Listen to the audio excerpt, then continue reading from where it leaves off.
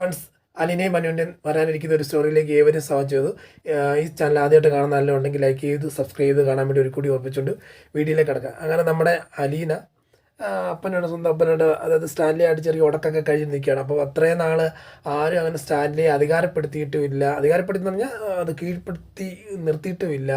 തൻ്റെ മക്കളാകട്ടെ, ഭാര്യയാകട്ടെ, തൊഴിലാളികളാകട്ടെ, ആരും തന്നെ അധികാരത്തിൻ്റെ രീതിയിൽ പറഞ്ഞ് ഇറിറ്റേഷൻ ചെയ്യിപ്പിച്ചിട്ടില്ല. ഇതെല്ലാം കണ്ട് സഹിക്കാൻ പറ്റാതെ ടെൻഷൻ മൂത്ത് അലീനയുടെ രണ്ടെണ്ണം പറഞ്ഞിട്ടൊക്കെ നേരെ പോവുകയാണ് നമ്മുടെ സ്റ്റാൻലി. അതായത് ലാലിച്ചൻ കയറി പോവുകയാണ് റൂമിൽ. അപ്പോൾ അത് കുട്ടിക്ക് എന്തൊക്കെയോ ഒരു ചെറിയ രീതിയിൽ ഒരു ഒരു ലാളന രീതിയിലുള്ള ചിരിയും കാര്യങ്ങളൊക്കെ നമ്മളെൻ്റെ കൊച്ചുമോള് വന്ന് എല്ലാവരും അടക്കി ഭരിക്കുന്ന രീതിയിലുള്ളൊരു സ്വഭാവമൊക്കെ കാണിക്കുന്നുണ്ട്. അതുകൊണ്ട് ഒരു സന്തോഷവും കാര്യങ്ങളൊക്കെ നമ്മുടെ അലീനയുടെ അവതക്കുട്ടിക്ക് തോന്നുന്നുണ്ട്. അപ്പം നേരെ വന്ന് എന്താ സംഭവം, സ്റ്റാൻലിയുടെ മനോഭാവമൊക്കെ എന്താണെന്ന് അറിയണമല്ലോ. അപ്പം നേരെ വന്നിട്ട് അലീനോട് ചോദിക്കുന്നു. അല്ല, അവതക്കുട്ടി നേരെ വന്ന് വാതിൽക്ക് നിൽക്കുകയാണ്.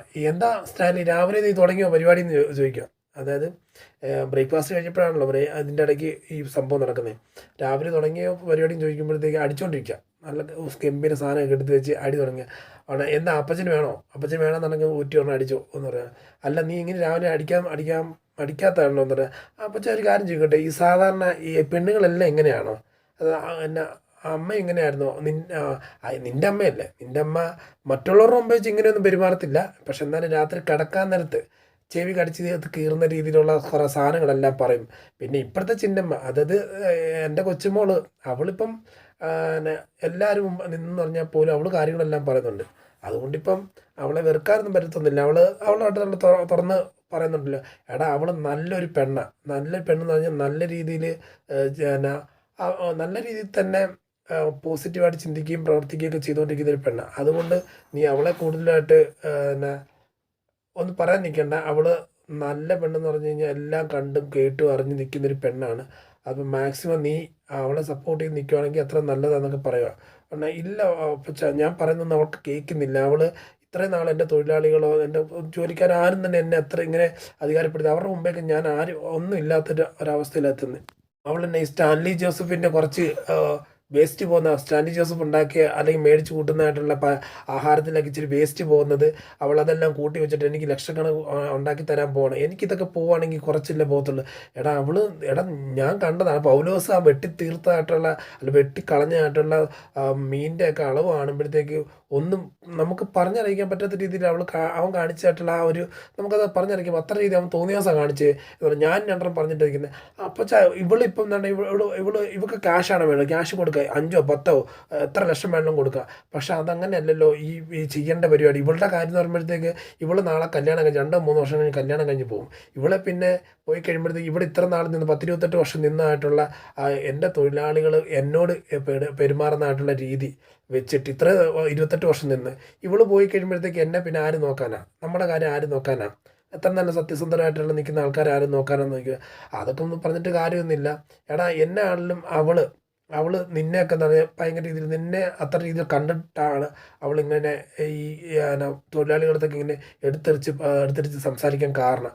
അവൾ ആദ്യം തന്നെ നോക്കി അവിടെ നിന്നോട് എൻ്റെ അപ്പച്ചൻ അല്ല എൻ്റെ അപ്പൻ്റെ ക്യാഷ് ദൂർത്തടിക്കാൻ പറ്റത്തില്ല, ഞാനിവിടെ നിൽക്കുമ്പോൾ പറ്റത്തില്ല എന്ന് അവൾ അങ്ങനെ പറയണമെന്നുണ്ടെങ്കിൽ നിന്നെ അവൾ എത്ര രീതിയിൽ കണ്ടാണെന്ന് ചോദിക്കുമ്പോഴത്തേക്ക് പറയാം, അപ്പച്ച അവൾ അത് പറഞ്ഞതും തെറ്റാണ്. കാരണം തൊഴിലാളികളുടെ മുമ്പേ വെച്ചല്ല പറയണ്ടത്, ഞാനാണ് പറഞ്ഞത്. ഞാനിവിടെ ക്ലബിൽ പോയി അപ്പച്ചനേതാ അല്ല ഞാനേതാ അവളേതാ എന്നൊക്കെ പറഞ്ഞ് മനസ്സിലാക്കി എല്ലാവരെയും മുമ്പേ പറയുന്നത്. ഇതിപ്പം ഒരു ചീപ്പായി പോയില്ല, അവിടെ കാണിച്ച് ചീപ്പായി പോലും തന്നെ.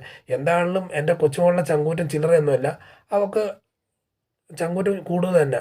അതുകൊണ്ട് അവളെ കുറ്റം പറയാനൊന്നും പറ്റത്തില്ല. ഏതൊക്കെയാലും ഞാനൊന്ന് സംസാരിച്ച് നോക്കട്ടെ, നിങ്ങളുടെ വഴക്കൊന്ന് മാറ്റാമെന്ന് പറഞ്ഞാൽ. എനിക്ക് വേണ്ടി ആരും മധ്യസ്ഥത നിൽക്കേണ്ട കാര്യമില്ല. അപ്പച്ചൻ്റെ ആ രീതി വേണം സംസാരിച്ച് എൻ്റെ കാര്യം സംസാരിക്കേണ്ട. അവൾ ഏത് രീതിയിൽ പോയാലും ഞാൻ എൻ്റെ രീതിയിൽ നിൽക്കത്തുള്ളൂ എന്നുള്ളത് എനിക്ക് പറയണം. അങ്ങനെ പറഞ്ഞ് നിൽക്കുമ്പോഴത്തേക്ക് അവതൊട്ട് നേരെ അലീൻ്റെ മോളെ തരിക. അലീനോട് ചോദിക്കുക, മോളെ എന്നാ എടുക്കുക, വിഷമമുണ്ടോ ചോദിച്ചു. എന്നാ വിഷമം അപ്പച്ച?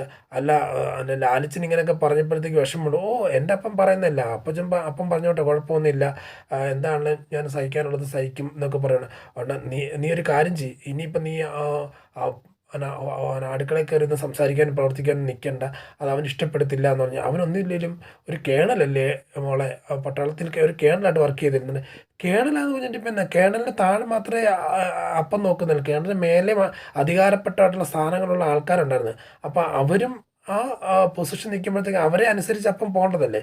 ഇപ്പം എൻ്റെ സ്വന്തം മകളെ അല്ല സ്വന്തം മകളെ അനുസരിച്ചെന്ന് പറഞ്ഞാൽ ഒന്നും തെറ്റാൻ പോകുന്നില്ല. മകൾ പറയുന്നത് തെറ്റാണെന്ന് പറഞ്ഞോട്ടെ, ശരിയാണെന്നുണ്ടെങ്കിൽ അതിനനുസരിച്ചുള്ള കാര്യങ്ങൾ നീക്കണ്ടേ. ഇതൊക്കെ ഈ പറഞ്ഞു കൊടുക്കേണ്ട കാര്യമൊക്കെ ഉണ്ടോ എന്ന് പറഞ്ഞാൽ, അല്ല മോൾ ഇത്രയും വർഷത്തിനിടയ്ക്ക് അവനെ ആരും അങ്ങനെയൊന്നും പറഞ്ഞിട്ടില്ല എന്ന് പറഞ്ഞത്. പറയാത്തത് കൊണ്ടാണ് കുറേ സ്റ്റാൻലിയും കുറേ ഭൃത്യന്മാരും കുറേ തോന്നിയാസങ്ങളും കാണിച്ചു വിട്ട്. ആരിൽ ഇത്ര നാളായിട്ട് വന്ന ഭാര്യമാരോ ഭാര്യയോ മക്കളോ ആരിലും അന്വേഷിക്കാൻ വന്നോ? കുറേ തീറ്റിക്കുണ്ടാകുന്നു ജീവിക്കുന്നു എന്ന് പറഞ്ഞാൽ ഇല്ല. അവരുടെ മക്കളൊക്കെ അവിടെ ഉണ്ട്. അവർ വന്നിട്ട് ഞാൻ കാണുന്നില്ല ഇത്ര ദിവസമായിട്ട് ഒരു വിളിയോ പറച്ചില്ലോ സംസാരം ഒന്നും കേൾക്കുന്നില്ല. ഇതൊക്കെ എങ്ങനെ കാണാൻ കുടുംബം ജീവിക്കുന്നത്? അതൊക്കെ ഒന്നും ഇല്ലാത്തതുകൊണ്ട് ഈ ചിട്ട ഇല്ലാത്തൊരു ജീവിതം ഭയങ്കര പട്ടാള ചിട്ടയൊക്കെ മാത്രം പോരാ, ജീവിതത്തിന് കുറേ ചിട്ടകളും കാര്യങ്ങളൊക്കെ ഉണ്ട്. മനുഷ്യനെ പരിഗണിക്കാനും മനുഷ്യനുമായിട്ട് ഇടപെടാനും ഒക്കെ ഭയങ്കരമായിട്ടൊരു രീതികളൊക്കെ ഉണ്ട്. ആ രീതി ഒന്നും പാലിക്കാതെ പൊയ്ക്കൊണ്ടിരിക്കുന്ന ആയിട്ടുള്ള ഒരു സ്വഭാവമാണ് കാണിച്ചുകൊണ്ടിരിക്കുന്നത്. ഞാനിവിടെ നിൽക്കുന്നിടത്തോളം കാലം അനുവദിച്ചു തരത്തില്ല എന്ന് പറയാം. മോളെ നീ ഇവിടെ നിൽക്കുന്നിടത്തോളം കാലം എന്ന് പറഞ്ഞു നിന്നെ അവൻ പറഞ്ഞു വിടും, നീ ഇങ്ങനെ നിൽക്കണം. ആഹാ അങ്ങനെ ആയോ? ഇന്ന് രാവിലെ വരെ ഞാൻ ആലോചിച്ച ഇവിടെ നിന്ന് വിട്ടിട്ട് ഞാൻ വേറെ എവിടെയെങ്കിലും ഒരു ജോലിക്ക് പോകണം എന്ന് ഓർത്തിട്ട്. ഇനിയിപ്പോൾ ചത്തെന്ന് പറഞ്ഞാൽ പോലും ഞാൻ ഇവിടുന്ന് പോകത്തില്ല. ഞാൻ എന്നെ കൊന്നെന്ന് പറഞ്ഞാലും ഞാൻ പോകത്തില്ല.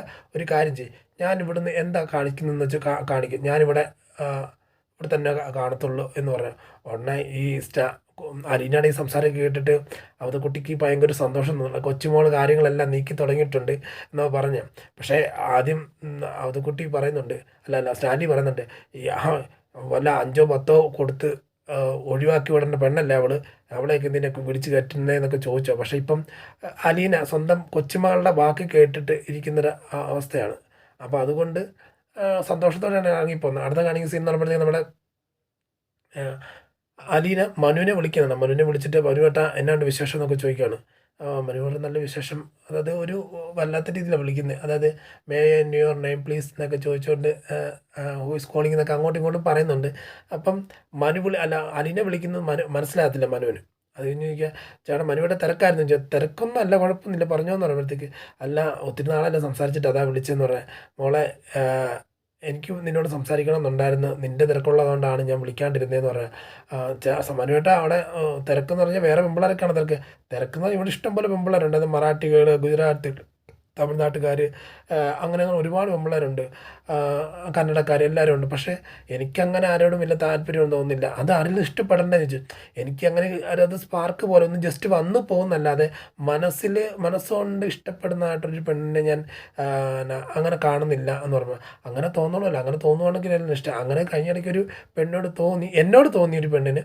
പക്ഷേ ആ പെണ്ണിവിടെ വന്ന് എൻ്റെ ലാപ്ടോപ്പിലെ ഒരു സ്ക്രീൻഷോട്ട് കണ്ടപ്പോഴത്തേക്ക് തന്നെ ആ പെണ്ണ് അന്നത്തോടെ കുറച്ച് ദിവസം എൻ്റെ പുറകെ നടപ്പുണ്ടായിരുന്നു. ആ സ്ക്രീൻഷോട്ട് കണ്ടപ്പോൾ തൊട്ട് ആ പെണ്ണ് അവിടെ നിന്ന് പോയി പറഞ്ഞ്.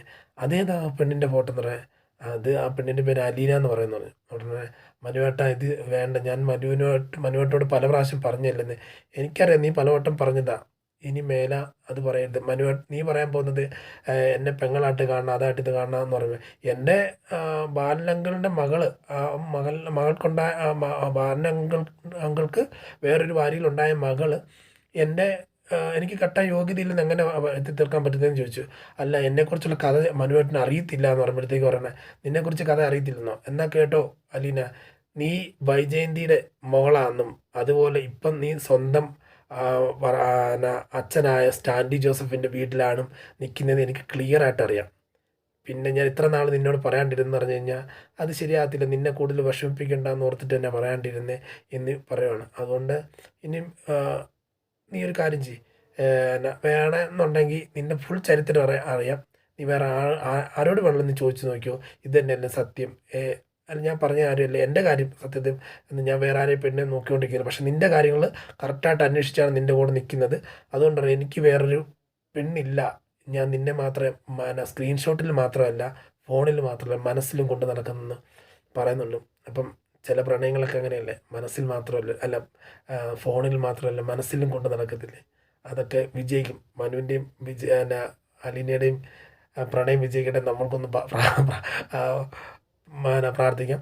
അതുപോലെ അപ്പം ഇതെല്ലാം കേട്ടിട്ട് നമ്മുടെ അലീന ഞെട്ടിത്തെറിച്ചിരിക്കുന്നുണ്ട്. അതായത് താൻ വൈജയന്തിയുടെ മകളാണെന്ന് അറിഞ്ഞിട്ട് പോലും ഒരിക്കൽ പോലും മനു ഇത് പുറത്ത് പറയാതെ നിൽക്കുന്നുണ്ട് ആ ഒരു സ്വഭാവമില്ലേ. അത് കേട്ടിട്ട് ഭയങ്കര സന്തോഷമുണ്ട് മനുവിനും. ഇതൊക്കെ കൊടുത്തിരുന്നെങ്കിൽ ഒരു അടിപൊളി വിശേഷമാണ്. നമുക്ക് ഇനി വരുന്ന 2-3 ആഴ്ചക്കുള്ളിൽ വരാനിരിക്കുന്നത്. കാത്തിരുന്ന് തന്നെ കാണാം. എല്ലാ ദിവസവും നമ്മൾ ഉച്ചകഴിഞ്ഞ് ഇങ്ങനെ വരാനിരിക്കുന്ന വിശേഷം ഇടുന്നതാണ്. അപ്പം നിങ്ങൾ ഓരോരുത്തരെയും സപ്പോർട്ട് ചോദിച്ചുകൊണ്ട് ഇന്നത്തെ വീഡിയോയിൽ നിന്ന് ഇവിടെ പറയുന്നു. Signing off. Thank you.